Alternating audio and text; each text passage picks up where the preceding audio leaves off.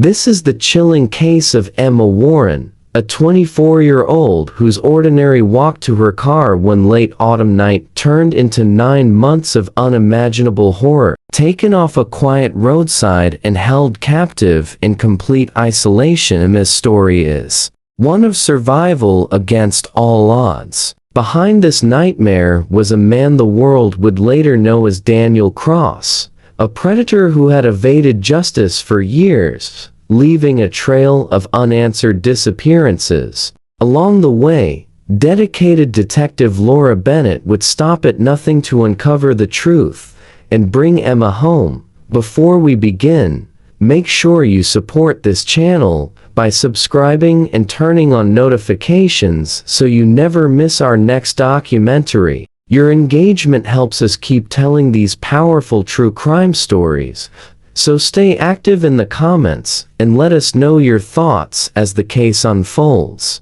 In late autumn, 24-year-old Emma Warren vanished on her way home from a late shift at the diner where she worked. The air was cold that night, the streets nearly empty, and the last leaves clung to the trees under a gray sky. Emma had taken the same route for years, a stretch of road that cut through the outskirts of town, where houses were sparse and the street lights cast long, lonely shadows. That evening, she clocked out just after midnight, wrapped her coat tight, and walked toward her car, parked in the far corner of the lot. Nothing about the moment seemed unusual to anyone watching, but within an hour she would be gone. The next morning, her car was discovered parked neatly on the shoulder of a side road about 3 miles from the diner. The driver's door was locked, her keys still in the ignition, and her purse sat on the passenger seat. There was no sign of a struggle, no broken glass, no footprints in the frost. Police initially considered the possibility that she had chosen to leave on her own. Maybe she had gone to stay with a friend, or maybe she had decided to disappear from her life entirely, but her family insisted this was impossible. Emma was responsible, grounded, and close to her younger sister, who she spoke to daily. She had left behind everything that mattered to her.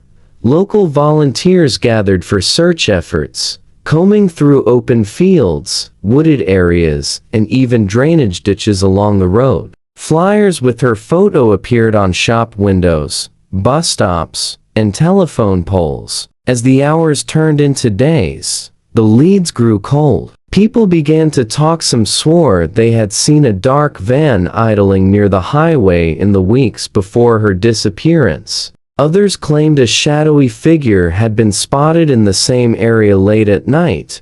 While investigators kept up their search, subtle unease settled over the community. Parents told their children not to walk alone. Joggers changed their routes. The police presence increased, but nothing new surfaced. The case began to fade from the headlines, and with it, the urgency that had driven the early days of the investigation. Behind the scenes, detectives quietly admitted they had no solid suspects and no physical evidence pointing to where Emma might be. What no one knew was that Emma was still alive. Somewhere beyond the reach of search parties, she was hidden away, in a place no one had thought to look. Her voice silenced and her world reduced to darkness. For her, the nightmare had only just begun. Emma woke to a crushing silence and the faint hum of a single light bulb overhead. The air was damp and stale, heavy with the scent of mildew and something metallic. She lay on a thin mattress, pressed against the cold concrete floor, her wrists bound tightly with rough rope that dug into her skin. The room had no windows, and the walls were painted a dull, uneven gray that seemed to close in on her. She had no sense of time. Whether it was day or night outside didn't matter here. There was only the steady flicker of the bulb and the sound of her own breathing. It didn't take long for her to realize the basement was soundproof. She screamed until her voice cracked, pounded her heels against the wall, and cried out for help. But nothing carried beyond those walls. At times, she thought she could hear faint movements above her, footsteps that passed by without pause. When the man finally appeared, his face was obscured by a hood pulled low and a mask that covered the lower half of his features. He never spoke a full sentence. Instead, he moved with a mechanical efficiency, placing food and water near her, then retreating without acknowledgement. Her world narrowed to a rigid schedule she had no control over. She was fed at irregular hours, the portions small enough to keep her weak but alive. Sometimes the light stayed on for days, robbing her of sleep. Other times she was left in total darkness for what felt like endless stretches. The floor was always cold. The smell of damp concrete never left her nose. Still, Emma began to notice details. There was a small vent high on one wall where air drifted in faintly, carrying traces of something fresh cut grass, rain, or smoke from a distant fire. The ceiling above had a faint hollow sound when footsteps passed, suggesting a wooden floor above her. In the corner, one patch of wall was slightly different, with a loose nail sticking out, as though it had been repaired recently. She began to mark time in her head by the intervals between his visits, though it was impossible to be precise. The man never let her see the outside world, but she sensed that above ground, life was continuing as normal, with no idea she was trapped, just a few steps away from freedom. Every moment in that room pressed in on her, each hour stretching endlessly. It was here, in the cold belly of the house, that her 9 months in hell truly began. As the months dragged on, Emma began to assemble a clearer picture of the man who had taken her. Though he rarely spoke directly to her, she caught fragments of his mutterings when he thought she was asleep. Names she didn't recognize, numbers that might have been dates, and brief, chilling statements about people who had disappeared long before her. The realization hit hard. She wasn't his first victim. Others had been here before her, and they had not been as lucky. This knowledge shifted something inside her. The fear remained, but it sharpened into a desperate determination to survive. She also started to see cracks in his once rigid routine. In the beginning, his visits were predictable, almost methodical, but now, weeks into her captivity, he was growing more erratic. Sometimes he would vanish for long stretches, leaving her in complete darkness, without food or water, for longer than she could bear. Other times he arrived in a rush, breathing heavily, his hands trembling as he set down supplies. On one occasion, he returned with his jacket torn and stained with something dark. His steps above became heavier, more frantic, as if he was always checking, always on guard against someone or something that might be closing in. Emma took every change as a clue. His carelessness gave her opportunities to observe him more closely. She noticed the faint smell of gasoline on his clothes, the creak of certain floorboards above, and the faint sound of traffic during quiet nights. He sometimes left the door at the top of the basement. Stairs cracked open for a second too long, letting in slivers of light. Each small piece of information became part of a mental map she was building, one that she hoped would eventually lead her to freedom. She also began to collect items in secret. When she was fed, she saved bits of the packaging, plastic, string, or foil, tucking them away behind the mattress where he never looked. The loose nail in the wall became something she tested gently, pulling at it little by little without drawing attention. She even found a shard of glass one day, glinting faintly in the corner, which she carefully hid in the lining of her blanket. Every sound, every smell, every flicker of light became significant. Emma knew her survival depended on being ready for a single, fleeting chance. She could feel it approaching, like a storm building in the distance. The man was slipping, and sooner or later, he would make a mistake big enough for her to escape. 9 months into her captivity, the weather turned violent. A storm unlike any Emma had heard during her imprisonment swept through the area, rattling the structure above her. Rain hammered the roof and walls, and the wind howled like a living thing, drowning out most of the sounds inside the house. The light in her basement cell flickered, plunging her into brief moments of total darkness. She felt the air shift, cooler and fresher than usual, seeping in through the small vent high on the wall. For the first time in months, she sensed that the outside world was close, so close she could almost touch it.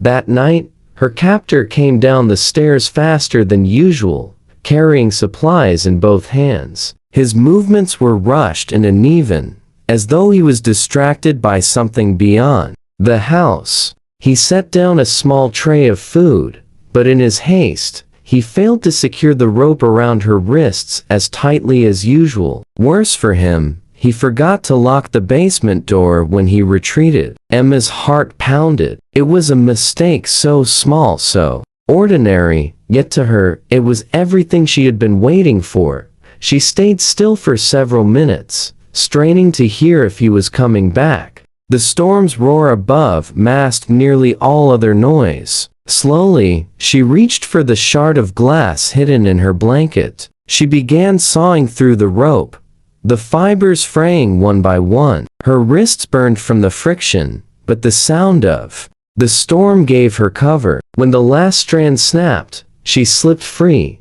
her hands trembling, but her mind razor sharp. Moving silently, she crept toward the open doorway. The hallway beyond was narrow and dim, smelling faintly of mold and stale air. She followed it to a short wooden staircase, each step creaking softly under her weight. At the top, she found a side door with peeling paint. She pushed it open, and a rush of cold, wet air hit her face. Outside, the night was alive with wind and rain. Her bare feet sank into the soaked grass as she stumbled forward, the mud pulling at her steps. She didn't look back. Every part of her screamed to keep moving, to reach the faint glow of a streetlight she saw far in the distance. The storm that had shaken the house now became her ally, its chaos covering her escape as she vanished into the darkness. Emma ran until her legs felt as though they would give out, her breath ragged in the cold night air. She had no idea how far she had gone, only that the faint glow of the streetlight she had seen from the basement was now gone, replaced by endless fields and patches of woodland. The storm still raged overhead, rain soaking her clothes and chilling her to the bone. She pushed forward through the mud, her bare feet torn and aching, until the outline of a small farmhouse appeared in the distance. Its porch light was faint but steady, a warm beacon in the chaos. She staggered toward it, climbing the wooden steps and collapsing against the door. Her hands pounded weakly against the frame until the door creaked open and light spilled out onto the porch. The startled homeowners acted quickly, bringing her inside, wrapping her in a blanket, and calling the police. Within minutes, officers arrived, their radios crackling as they took in her condition. She was shaking uncontrollably, but her mind was clear enough to give them the location of the house where she had been held on. A full search team was on the property. What they found inside the house confirmed every fear Emma had carried. For months, the basement was exactly as she had described: windowless, damp, and suffocating. The walls upstairs were covered with maps marked in red, photographs of missing women pinned alongside notes, and a locked cabinet containing personal items from victims whose faces Emma had never seen. Investigators linked the evidence to at least 4 other disappearances over the past decade. Her captor was found 2 days later, hiding in an abandoned shed deep in the woods. He was armed but too weak to put up much of a fight. The trial that followed was swift. Emma's detailed testimony, along with the physical evidence, ensured that he would spend the rest of his life in prison without the possibility of release. The families of other victims finally received answers, though the truth brought little comfort. For Emma, freedom was both a relief and a challenge. She returned home to her family, but the memories clung to her. Loud noises made her flinch, and darkness felt heavier than before. Yet she refused to let the months she had endured define her entirely. She began therapy, spoke to survivor groups, and slowly learned to reclaim her life. The storm that had once marked her escape became a symbol she carried with her, a reminder that even in the darkest moments, a way out could still be found.